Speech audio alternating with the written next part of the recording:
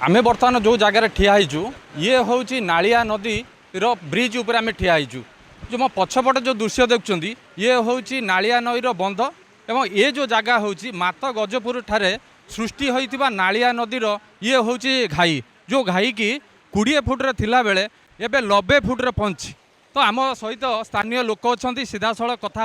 आज्ञा केतवे ये घाई है केमी परिस्थिति ये घाईटा हूँ पहर दिन दिन 12टा बेले घाई टी आरंभ है जो छोटमुटिया घाई है तले गहलिया पड़ा ये सरपंच भी उपस्थित थे संजीव बेहरा एससी थे इरिगेशन जेई थे एसडीओ थे समस्ते तुरंत इनफर्मेशन कले संगे संगे सरपंच निर्देश क्रमे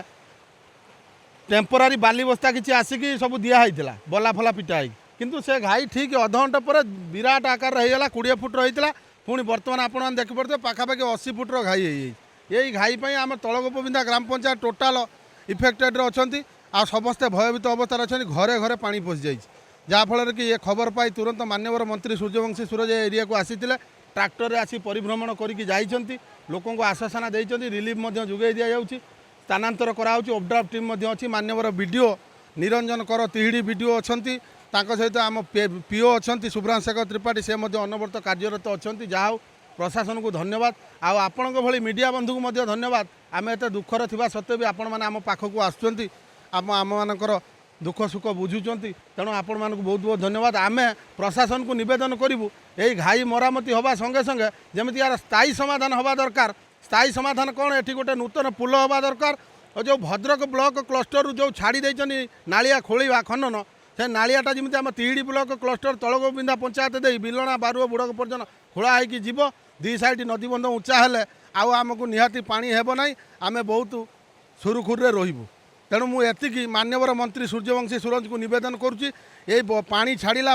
से जमी यार स्थायी समाधान करेंगे दुई साइड बंध उच्चा करेंगे आउ तिहाड़ी साई रे गोटे नूतन ब्रिज निर्माण कराइबा हेबे आउ ए घाई मरामती जमी चेष्टा करूँ जमी आ तो लोक आसने निर्देश क्रमे जमी घाईटा मरामती हो गले आम 2-4-5 खंड पंचायत पानी घर बंचीज निश्चित भाव में जहाँ कहते 3-4टी पंचायत संपूर्ण रूपे क्षतिग्रस्त होती आज्ञा कौन कहे बर्तमान जो घाई सृष्टि केमी कौन स्थित अच्छा बर्तमान जो घाई सृष्टि आमरी पंचायत कथा मुझे कहूँ आमरी पंचायत 14 खंड ग्राम समस्त जलमग्न समस्त घरे पानी पशिची आउ समस्ते आसिक आम स्कूल पाखे बर्तमान रही रंधा खाद्य दिखाई सरपंच से उपस्थिति पीओ उपस्थिति तेणु से सब स्कूल घर को आसी रही से रंधा खाद्य दिखाई आउ कहारी घर गोटे भल भाव ना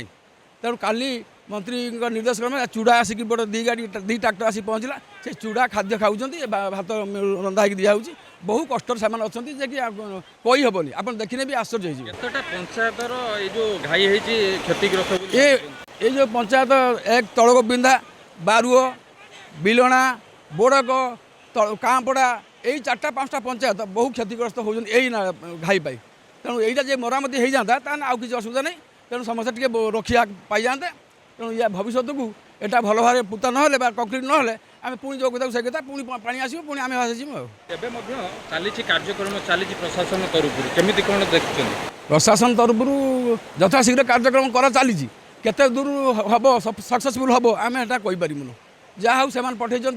निर्देशक निर्देश से चली घाईटा केते बाट रही कि न रही आम केमी जानी से जहाँ कर सारापर आपण मैंने भी आसवे आम समस्त देखा हाँ हो सारा बोली आम जाना बर्तमान यही पुल उपर आम ठिया जे कि 4 फुट पुल उपर थिला आम जंघ पानी थिला तेणु बर्तमान सरकार तरफ टे एक्शन नहीं पानी टे कमे देते या पर पुणी पानी बढ़े बोली कहते तुम तुरंत एक कार्यक्रम कर दियो बंधाबंधी कर दियो आम पानी छाड़ू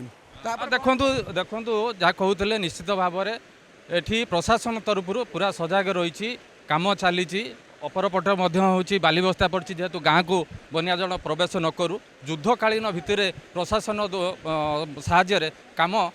शीघ्र काम चली भद्रक जिला तिहिड़ी जगन्नाथ बेहरा खबर ओडिशा।